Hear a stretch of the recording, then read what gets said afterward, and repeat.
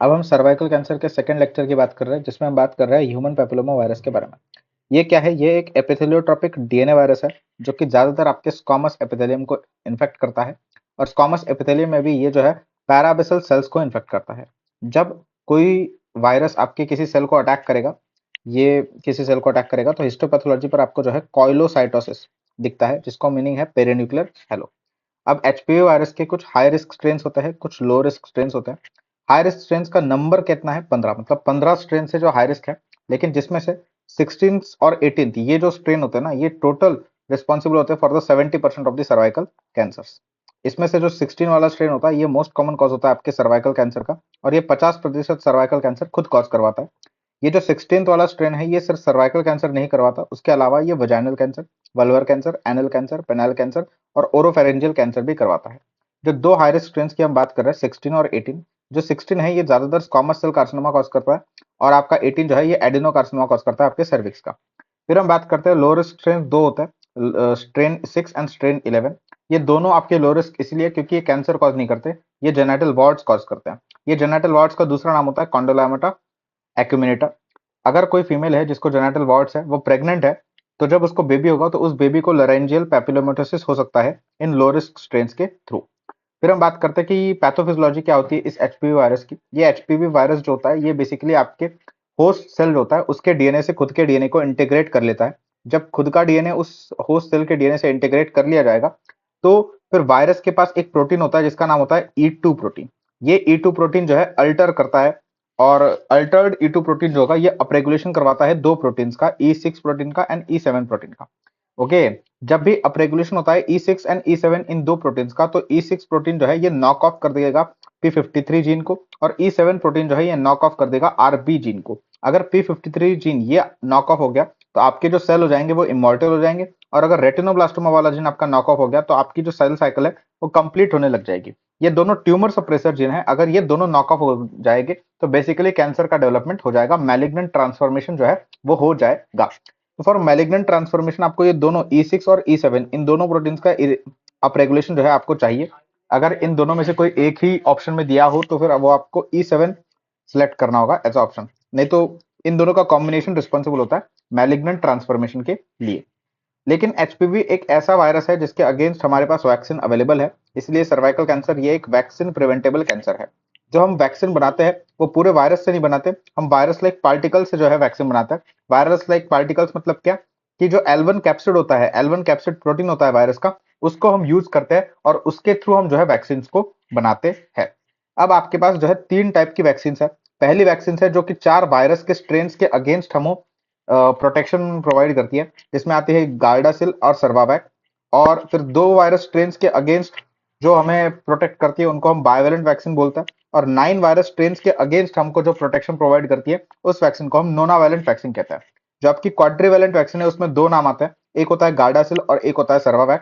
इसमें याद रखना है कि जो सर्वावैक है, ये फर्स्ट इंडिजिनियस वैक्सीन है, जो कि इंडिया ने बनाई है via serum institute of India, और ये आपको प्रोटेक्शन देती है against the strains of 16, 18, 6 and 11। फिर आपके पास जो है 2 वायरस के स्ट्रेन्स के अगेंस्ट प्रोटेक्शन देने वाली जो बायोवेलेंट वैक्सीन है, उसका नाम है सर्वारिक्स, और ये आपको प्रोटेक्शन देती है against the strain of 16 and 18। फिर जो बेस्ट वैक्सीन है, जो कि आपको 9 स्ट्रेन्स के अगेंस्ट प्रोटेक्शन देती है, नोनावैलेंट वैक्सीन है। ये बेस्ट वैक्सीन है, और यही एफडीए ने अप्रूव की है, अमेरिका के अंदर अभी यही यूज होती है। वो है आपकी जार्डासिल 9, गार्डासिल 9। ये कौन से स्ट्रेन्स के अगेंस्ट आपको प्रोटेक्शन देती है? वो 4 तो बेसिक 16, 18, 6, 11, उसके अलावा 31, 33, 45, 52 एंड 58 इन स्ट्रेन्स के अगेंस्ट भी आपको प्रोटेक्शन मिलता है। क्या आपको ये स्ट्रेन्स याद रखना है? जी हाँ, जरूर याद रखना है, इंपॉर्टेंट एग्जाम के लिए। अब चाहे कोई सी भी वैक्सीन हो इनमें से, डोज सबका सेम होगा। डोज क्या होगा? 0.5 ml इंट्रा मस्कुलर। कॉन्ट्राइंडिकेशन होता है, क्या होता है सर्वाइकल कैंसर की वैक्सीन का? वो होता है कि प्रेगनेंसी में हम नहीं दे सकते। साइड इफेक्ट्स क्या होता है? पेन एक तो जनरल साइड इफेक्ट हो गया। कैरेक्टरिस्टिक साइड इफेक्ट जो होता है इस वैक्सीन का, वो होता है सिंकोपल अटैक। फिर हम बात करते हैं कि हम कौन सी गाइडलाइंस के थ्रू ये शेड्यूल फॉलो करेंगे सर्वाइकल कैंसर की इस वैक्सीन का।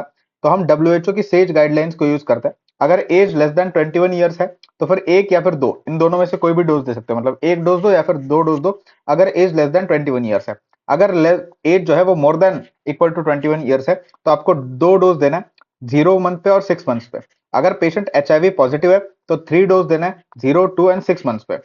फिर जो एज है जब आप शुरू कर सकते हो ये वैक्सीन देना, वो है 9th ईयर में आप शुरू कर दो, और 26 ईयर्स तक जो है आप ये सर्वाइकल कैंसर की वैक्सीन दे सकते हो। जो आइडियल आपकी टारगेट एज ग्रुप होती है वो 9 to 14 ईयर्स होती है।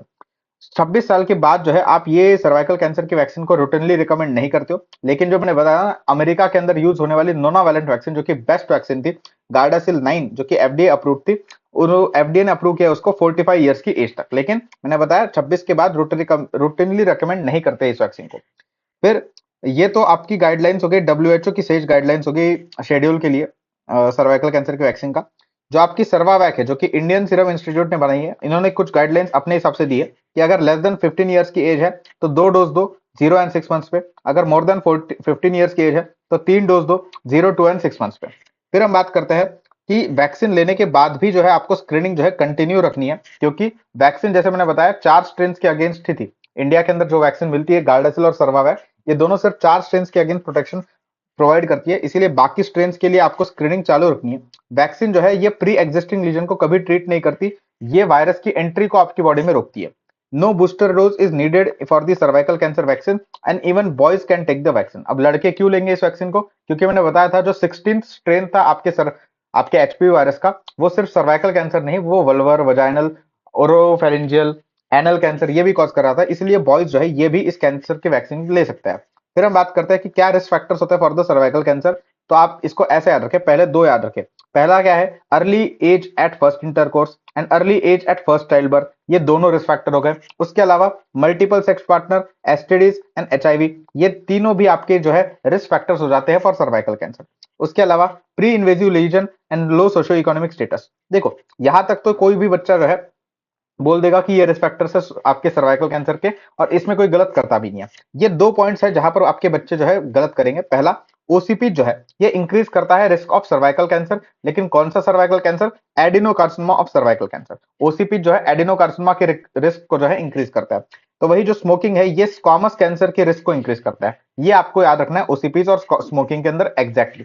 फिर हम बात करते हैं कि अर्ली मेनार्ज, लेट मेनोपॉज और फैमिली हिस्ट्री ये रिस्क फैक्टर नहीं है in case of cervical cancer. Early menopause, late menarche and family history ये नहीं है risk factor in case of cervical cancer. आपके जो इंट्रायूटेराइन डिवाइसेस होता है ये डिक्रीज करते हैं रिस्क ऑफ सर्वाइकल कैंसर। फिर अब कुछ वन लाइनर्स आपको पता होने चाहिए, जैसे कि पहला वन लाइनर है मोस्ट कॉमन एज जहां पर प्रेजेंट करेगा cervical cancer, that is your 3rd to 4th decade. लेकिन सर्वाइकल कैंसर जो है ये बायमोडल पीक शो करता है। पहला पीक आता है 3rd to 4th डिकेड के अंदर, और ये ज्यादा बड़ा पीक होता है, इसमें ज्यादा प्रेजेंटेशन होगा as compare to the second peak जो कि 5th to 6th डिकेड में आता है, और ये second most common presentation age होती है।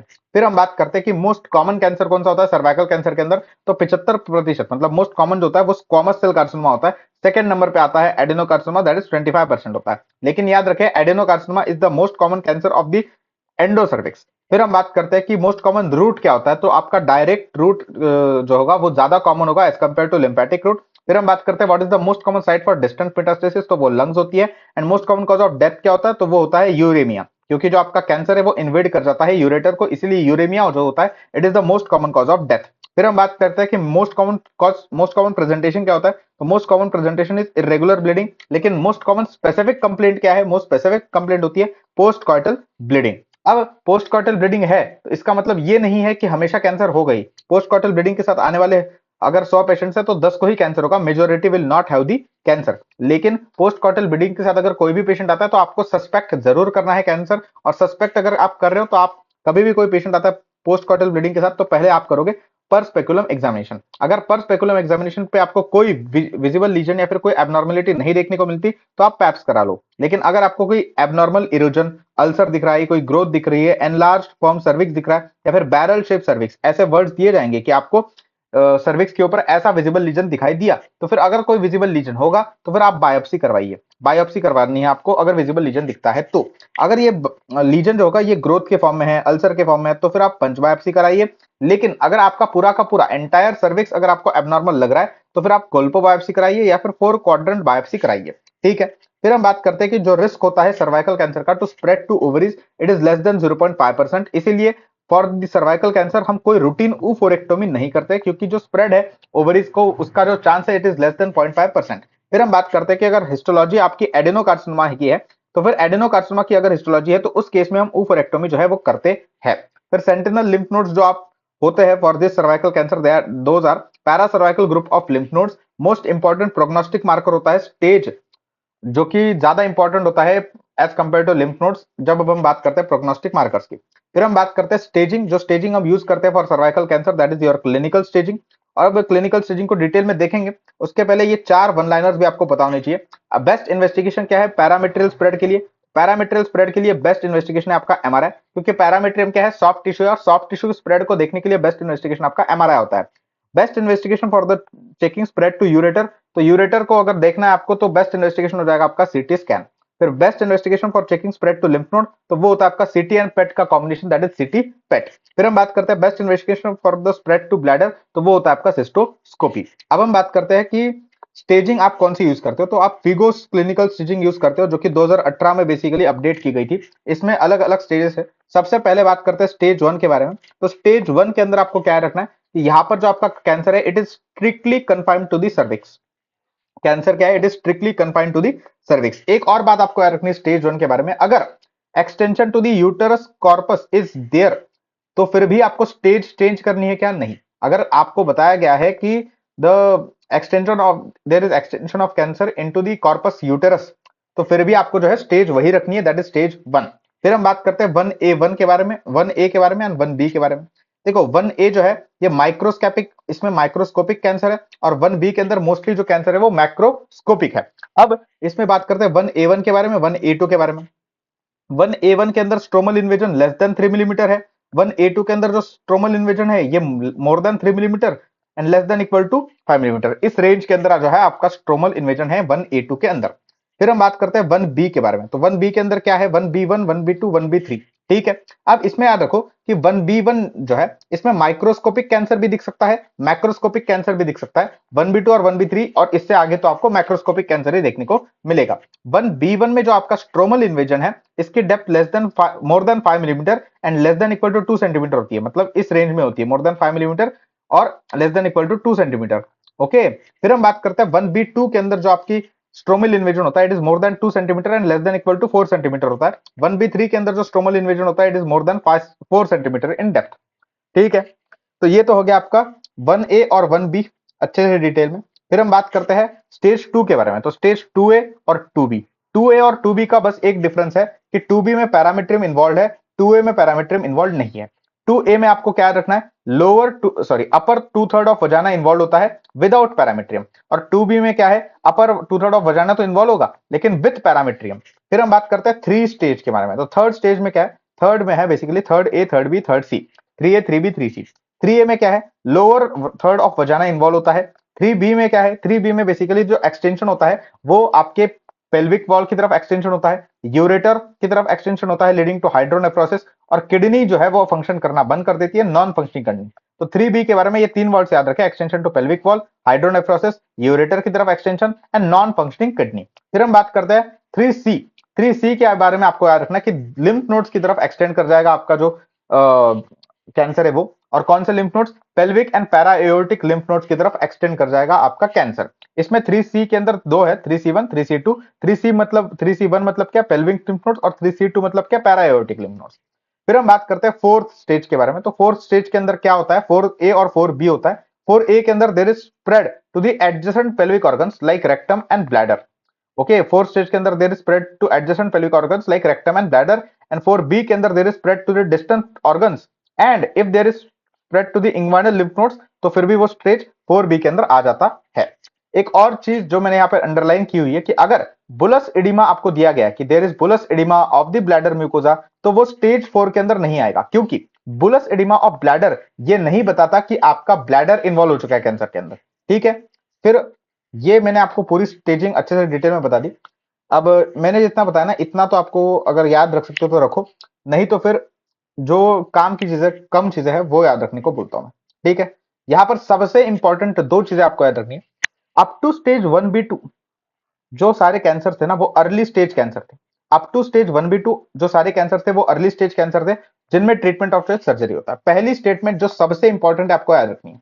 दूसरी सबसे इंपॉर्टेंट स्टेटमेंट, अब स्टेज 1B3 और स्टेज 1B3 के बाद जितने भी स्टेजेस है, स्टेज 1B3 और स्टेज 1B3 के बाद जितने भी स्टेजेस है वो सारे लोकली एडवांस कार्सिनोमा है और इन लोकली एडवांस कार्सिनोमा के अंदर आपका treatment of choice chemo radiation है, इनके अंदर सर्जरी नहीं की जाती। ये दो स्टेटमेंट्स आपको याद रखना है। बाकी ये जो मैंने लिखा हुआ है ना 1b2 मैक्रोस्कोपिक होता है, ये मोर देन 4 से, ये पहले बता दिया है मैंने आपको। ये दो स्टेटमेंट्स पहले बताई नहीं थी, बहुत इंपॉर्टेंट है। अगर अप टू स्टेज 1b2 ये अर्ली स्टेज कैंसर है and treatment of choice surgery है, more than equal to 1b3 stage अगर है तो ये लोकली एडवांस कार्सिनोमा है और ट्रीटमेंट ऑफ चॉइस आपका क्या है, कीमो रेडिएशन है। बाकी स्टेजेस में आपको ये इतनी चीजें अगर आप याद रख ले तो काफी है। 2A और 2B में क्या डिफरेंस था? 2A में अपर 2/3 ऑफ वजाना इन्वॉल्व हो चुका था विदाउट पेरीमेट्रियम। 2B में क्या है, स्प्रेड हो चुका है पेरीमेट्रियम की तरफ। 3A और 3B में क्या डिफरेंस है? 3A मतलब क्या, लोअर 1/3 ऑफ वजाना इन्वॉल्व हो चुका था। 3B में there is spread to the lateral pelvic wall, ureter, hydronephrosis and non functioning kidney. 3C में देयर इज, मैंने बताया 3C में 3C1 और 3C2 होता है। C1 में पेल्विक लिम्फ नोड्स होता है और C2 में पैरा एओर्टिक लिम्फ नोड्स होता है। और 4A और 4B में क्या था? 4A में आपके आजू बाजू के पेल्विक ऑर्गन्स इन्वॉल्व थे जैसे कि रेक्टम और ब्लैडर। और 4B में डिस्टेंट स्प्रेड होता है, that is inguinal lymph node की तरफ स्प्रेड हो जाता है, तो वो 4B में आ जाएगा। तो ये मैंने आपको स्टेजिंग बता दी। अब कुछ एप्लीकेशन वाले सवाल जो मैंने अंडरलाइन की थी स्टेजिंग के अंदर, उसके ऊपर सवाल है कि अगर इन्वॉल्वमेंट है बॉडी ऑफ यूटेरस की तो क्या वो स्टेज को चेंज करता है? तो नहीं। अगर कॉर्पस, यूटेराइन कॉर्पस का इन्वॉल्वमेंट है तो वो स्टेज को चेंज नहीं करता। जैसे कि मान लीजिए अगर कोई 5 मिलीमीटर का ट्यूमर है सर्वाइकल कैंसर का, स्प्रेड टू द यूटेरस, तो ये स्टेज हो जाएगी 1A2 हो जाएगी आपकी स्टेज, क्योंकि 1A2 क्या था, it was more than 3 less than 5, ऐसा कुछ तो भी था शायद से, याद नहीं मुझे एग्जैक्टली। फिर हम बात करते हैं कि अगर सिस्टोस्कोपी पे आपको म्यूकोजा जो है ब्लैडर का, उसमें बुलस एडिमा दिखता है, सिस्टोस्कोपी पे आपको बुलस एडिमा दिखता है ब्लैडर का, ये नहीं बताता कि ब्लैडर इन्वॉल्व है। अगर ब्लैडर इन्वॉल्व हो जाता तो स्टेज हो जाती 4A। अगर ब्लैडर इन्वॉल्व हो जाता तो स्टेज हो जाती 4A। लेकिन बुलस एडिमा ऑफ ब्लैडर ये नहीं बताता कि ब्लैडर इन्वॉल्व है, ये बताता है सिर्फ और सिर्फ ऑब्स्ट्रक्टिव लिम्फेटिक्स के बारे में। इसलिए अब ये सवाल सॉल्व करें आप। 4 सेंटीमीटर का ट्यूमर है, सीटी स्कैन पे हाइड्रोयूरेटर दिखा रहा है और सिस्टोस्कोपी में बुलस एडिमा दिखा रहा है, तो ये आपकी स्टेज को चेंज नहीं करता, इतना तो पता है। हाइड्रोयूरेटर मतलब 3B होता है, तो आंसर 3B हो जाएगा। फिर हम बात करते हैं कि जो मैंने आपको बताया कि up to stage 1B2 is early stage cancer. तो अर्ली स्टेज कैंसर का ट्रीटमेंट क्या था? आपका सर्जरी था। अब उनकी सर्जरी कौन सी करते हैं वो आपको बताते हैं। तो अप टू 1B2 आपके कौन कौन सी स्टेज आती है? 1A1, 1A2, 1B1, 1B2।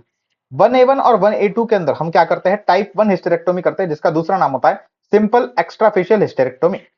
अब इसमें टाइप A1 के अंदर कौन सी करते हैं और टाइप A2 के अंदर क्या है? सेम कर रहे हैं ना सर्जरी, बस डिफरेंस क्या है कि टाइप A1 में हम लिम्फ नोड्स को नहीं रिमूव करेंगे और टाइप A2 के अंदर हम लिम्फ नोड्स को रिमूव करेंगे। मतलब टाइप A1 के अंदर with no lymphadenectomy and type A2 के अंदर विथ लिम्फेडेनेक्टोमी। जितना भी हम यहां पर पढ़ेंगे ना सर्जरीज, टाइप A1 1A1 ही है जिसमें हम लिम्फेडेनेक्टोमी नहीं कर रहे हैं। 1A2, 1B1, 1B2 सब में लिम्फेडेनेक्टोमी हम करने वाले हैं। अब 1B1 देखो, 1B1 के बारे में स्पेशल चीज क्या थी कि 1B1 एक ऐसी स्टेज है जिसमें आपका कैंसर जो है माइक्रोस्कोपिक भी हो सकता है, मैक्रोस्कोपिक भी हो सकता है। माइक्रोस्कोपिक अगर है मतलब अगर इन्वेजन लेस देन 10 मिलीमीटर है तो फिर आप टाइप 1 हिस्टेरेक्टोमी ही करो विथ लिम्फ एडिनेक्टोमी। अगर आपका जो इन्वेजन है वो माइक्रोस्कोपिक है मतलब इन्वेजन लेस देन 10 मिलीमीटर है तो आप टाइप 1 ही हिस्टेरेक्टोमी करो विथ लिम्फ एडिनेक्टोमी। लेकिन अगर आपका 1B1 के अंदर more than 10 millimetre stromal invasion है, मतलब मैक्रोस्कोपिक इन्वेजन है, मतलब या फिर अननोन है, आपको पता नहीं एग्जैक्टली इन्वेजन कितना है, तो फिर आप टाइप 2 हिस्टेरेक्टोमी करोगे जिसका नाम होता है modified radical hysterectomy along with lymph nodes removal. और अगर आपकी स्टेज होती है 1B2 स्टेज अगर है तो फिर आपको क्या करना है? 1B2 स्टेज के अंदर आपको टाइप 3 हिस्टेरेक्टोमी करनी है जिसका मतलब होता है radical hysterectomy along with lymph nodes removal. अब आपको इन हिस्टेरेक्टोमीज का मीनिंग पता होना चाहिए कि टाइप 1, टाइप 2, टाइप 3 के अंदर डिफरेंस क्या होता है। उसको समझने से पहले आप यह याद रखें कि 1A1 के अंदर अगर फैमिली कंप्लीट नहीं है पेशेंट की तो कोनाइजेशन भी हम कर सकते हैं। 1A1 के अंदर अगर फैमिली कंप्लीट नहीं है तो कोनाइजेशन भी किया जा सकता है। अब टाइप 1 हिस्टेरेक्टोमी, टाइप 2 और टाइप 3 के अंदर डिफरेंस क्या है? टाइप 1 हिस्टेरेक्टोमी के अंदर यूटेरस को रिमूव करता है, सर्विक्स को रिमूव करता है विथ फेशिया। 1 यूटेरस को रिमूव करता है, सर्विक्स को रिमूव करता है विथ फेशिया, इसीलिए टाइप 1 हिस्टेरेक्टोमी को हम सिंपल एक्स्ट्राफेशियल हिस्टेरेक्टोमी के नाम से भी जानते हैं। ठीक है। टाइप 2 हिस्टेरेक्टोमी के अंदर हम क्या करते हैं? यूटेरस को तो निकालेंगे, सर्विक्स को भी निकालेंगे, साथ में upper 1/3 of vagina and half parametrium, upper 1/3 of vagina and half parametrium हम निकालते हैं टाइप 2 हिस्टेरेक्टोमी के अंदर। टाइप 3 हिस्टेरेक्टोमी के अंदर हम क्या करते हैं? टाइप 3 हिस्टेरेक्टोमी के अंदर हम यूटेरस सर्विक्स तो निकालेंगे। यहाँ पे अपर 1/3 निकाल रहे थे ना वजाना का, यहाँ पे अपर 2/3 ऑफ वजाना निकालते हैं, और यहाँ पर हाफ पैरामीटर निकाल रहे थे ना, यहाँ पर पूरा पैरामीटर निकाल देते हैं। इस डायग्राम के थ्रू समझते हैं। ये जो ब्लू लाइन है ना, ये टाइप 1 हिस्टेरेक्टोमी, जिसमें सिर्फ और सिर्फ यूटेरस और सर्विक्स को रिमूव कर, ये जो ग्रीन लाइन है जिसमें अपर 1/3 ऑफ वजाना रिमूव कर रहा है और आधा पैरामीट्रियम निकाल रहा है, ये टाइप 2 हिस्टेरेक्टोमी। और टाइप 3 हिस्टेरेक्टोमी जिसमें अपर 2/3 ऑफ वजाना, पूरा का पूरा पैरामीट्रियम, ये है आपके टाइप 3 हिस्टेरेक्टोमी, और ये आपकी पेल्विक वॉल है। ठीक है, पैरामीट्रियम का ही पार्ट होता है आपके दो, that is uterosacral and cardinal ligament. तो अगर आपको क्वेश्चन पूछा गया कि यूटेरोसैक्रल और कार्डिनल लिगामेंट को कहां पर क्लैम्प करोगे इन टाइप 2 हिस्टेरेक्टोमी, तो आपका आंसर क्या होगा? अगर आपको यूटेरोसैक्रल और कार्डिनल लिगामेंट को क्लैम्प करना है इन टाइप 2 हिस्टेरेक्टोमी, तो जहां पर आप पैरामीट्रियम को कट कर रहे हो, दैट इज आधा पैरामीट्रियम आप निकाल रहे हो, वहां पर ही क्लैंप और कट करोगे। तो टाइप 2 हिस्टेरेक्टोमी के अंदर क्लैंप और कट करेंगे हम यूटेरोसैक्रल एंड कार्डिनल लिगामेंट को in the middle of origin and insertion, that is in the middle of the parametrium. Type 3 hysterectomy के अंदर हम दोनों को क्लैंप और कट करेंगे नियर द पेल्विक वॉल, क्योंकि टाइप 3 के अंदर पूरा हिस्टेरेक्टोमी कर रहे हैं, पूरा पैरामीट्रियम निकाल रहे हैं, तो पेल्विक वॉल के पास में जो है हम क्लैंप और कट करेंगे यूटेरोसैक्रल और कार्डिनल लिगामेंट को। In the following hysterectomy, that is type 2 और टाइप 3 हिस्टेरेक्टोमी के अंदर हम सारी चीजें निकाल देते हैं एक्सेप्ट ओवरी। ये आपको याद रहना चाहिए, क्योंकि सर्वाइकल कैंसर के अंदर ओवरी का जो स्प्रेड है वो लेस देन 0.5% है, इसलिए रूटीन ऊफेरेक्टोमी आप नहीं करते हो। अगर एडिनोकार्सिनोमा है तो उसी केस में आप ऊफेरेक्टोमी कर सकते हो। फिर हम बात करते हैं कि आप कहां पर कट एंड क्लम्प करते हो यूटेरन आर्टरी को। अगर टाइप 2 है तो यूटेरस के पास आप क्लैम्प करो यूटेरन आर्टरी को। अगर टाइप 3 है तो आपको जो है at the origin of uterine artery clamp करना है। ओरिजिन क्या होता है यूटेरन आर्टरी का? वो होता है आपका इंटरनल आइलियक आर्टरी।